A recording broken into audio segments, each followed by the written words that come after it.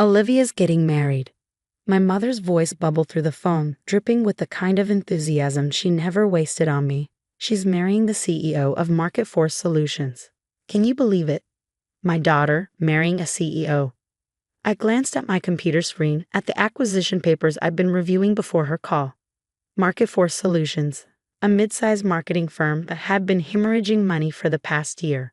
Their CEO, James Warner, had been desperately seeking investors. That's wonderful, I said, keeping my voice neutral. If only they knew.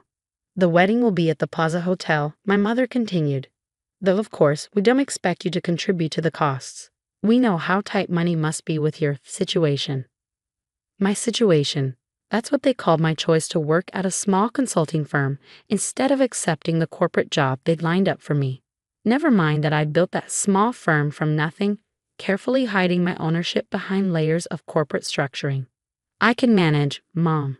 Oh, Sarah. Her sigh was heavy with disappointment. When are you going to get serious about your career?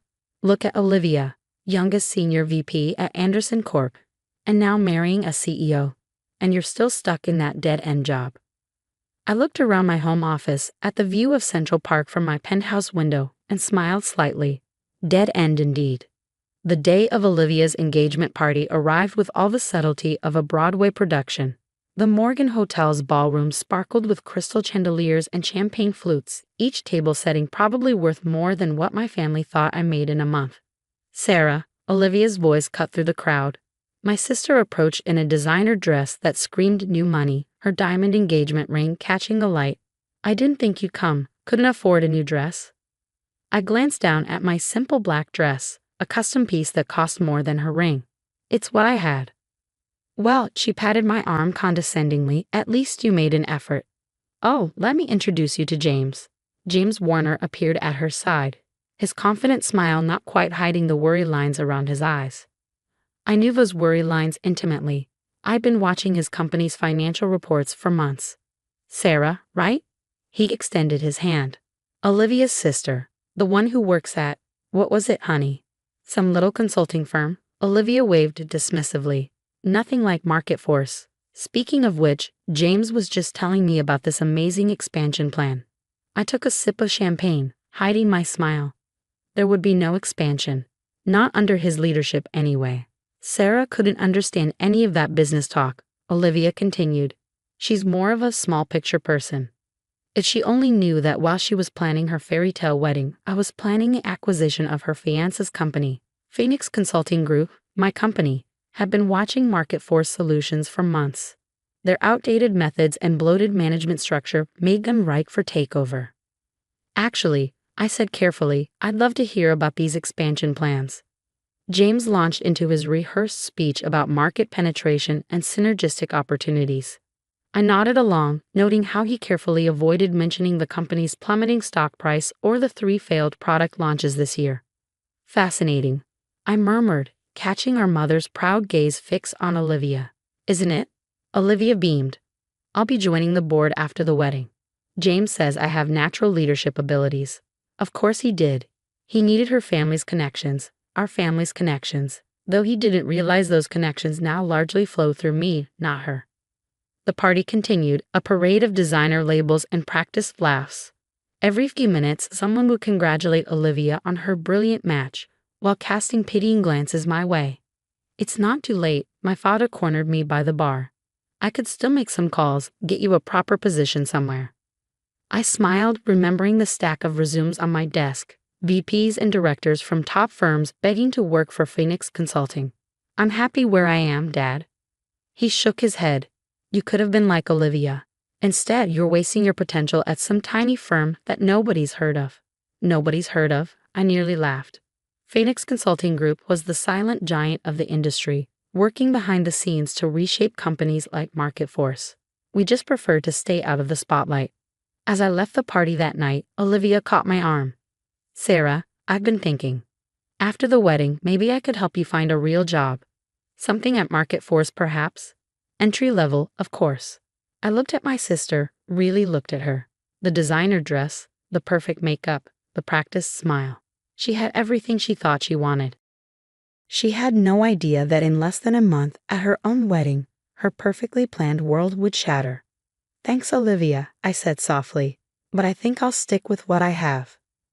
Driving home in my sensible car, a carefully chosen prop to maintain my cover, I couldn't help but smile. Let them think I was stuck in a dead-end job. Let them pity the sister who couldn't make it. In my office, I opened my laptop and sent a simple email to my board. Proceed with the Market Force acquisition. Timeline, 3 weeks. Target, wedding day. Sometimes the best revenge isn't proving people wrong. It's letting them believe they're right until the perfect moment to show them just how wrong they've been. And Olivia's wedding would be that perfect moment. I picked up my phone and texted my assistant, "Send me everything we have on James Warner's recent meetings, and make sure our lawyers are ready." The pieces were in place.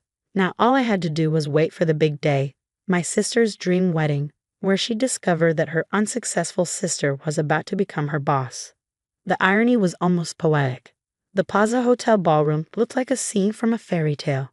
White roses cascaded from crystal vases, champagne flowed endlessly, and my sister, radiant in her designer wedding gown, basked in the attention of 500 guests. I sat quietly at my assigned table, far from the main party, of course, watching the celebration unfold. My phone buzzed silently.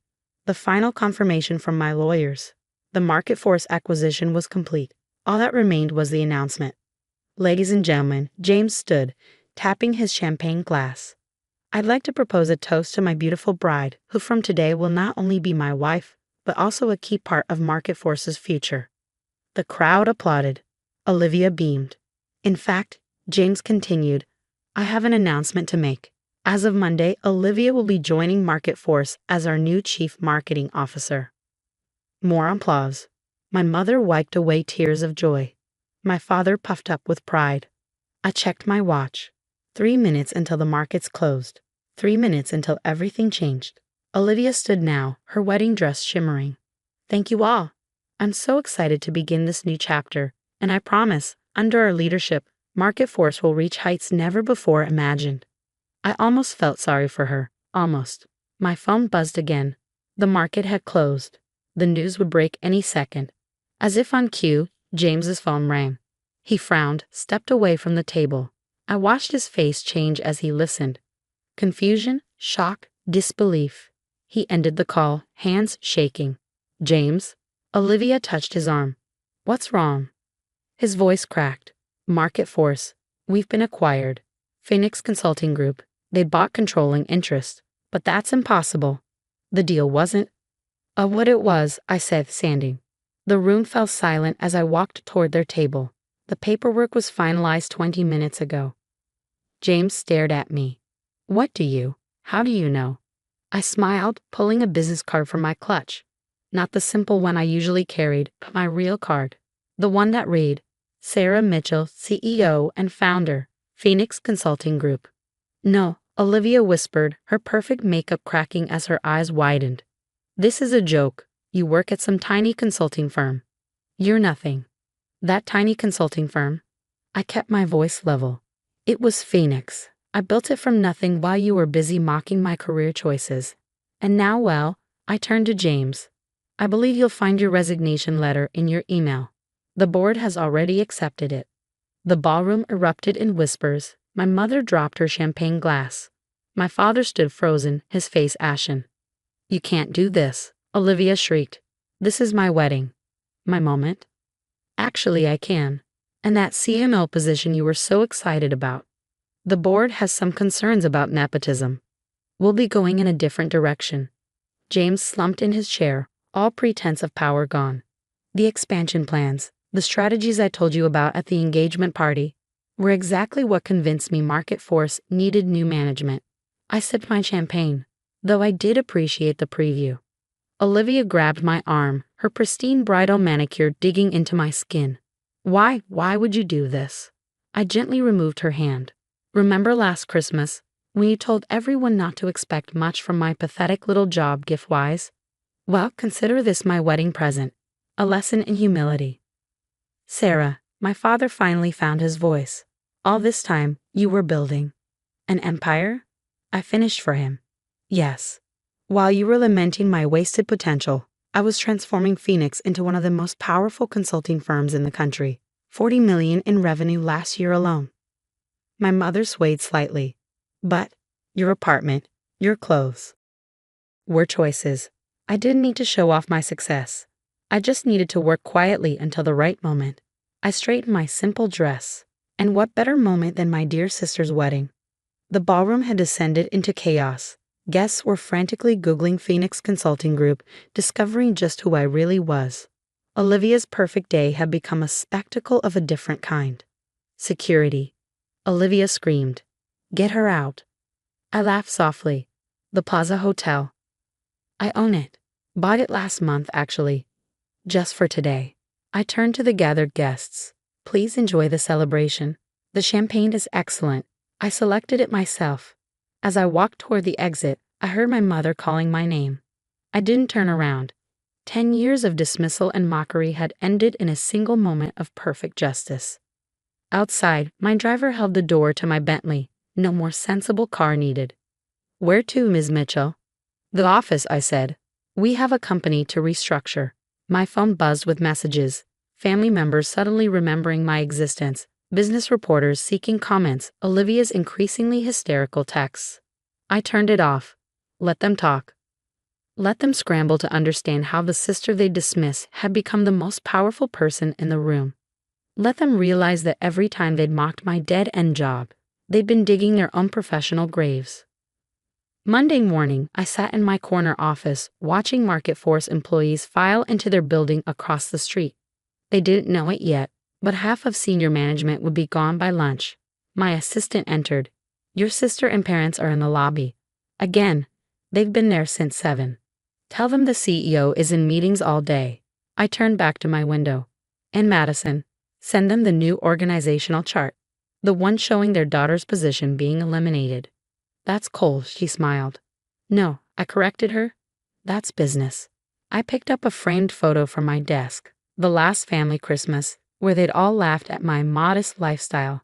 I dropped it in the trash. Sometimes success isn't about proving people wrong. It's about waiting for the perfect moment to show them just how right you've become. And as Market Force's stock price soared under Phoenix's management, as my sister's carefully planned future crumbled, as my parents finally realized what they'd dismissed all these years, I knew one thing for certain. The dead-end job they mocked had become their dead end instead. And I had become exactly what they never thought I could be. Their boss.